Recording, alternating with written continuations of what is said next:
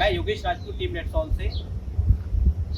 हमने ये 60 KLD STP plant MBR का मेम्ब्रेन बायो-रिएक्टर टेक्नोलॉजी बनाया है, क्योंकि आजकल जो लेटेस्ट पॉल्यूशन कंट्रोल बोर्ड की जो नॉर्म्स है POD लेस देन 10, जो सुपीरियर टेक्नोलॉजी है, जो एडवांस टेक्नोलॉजी है वो MBR मेम्ब्रेन बायो-रिएक्टर, उसके तहत ही हम ये जो POD बायोलॉजिकल ऑक्सीजन डिमांड जो 10 आजकल रिक्वायरमेंट है वो इसी से अचीव होती है।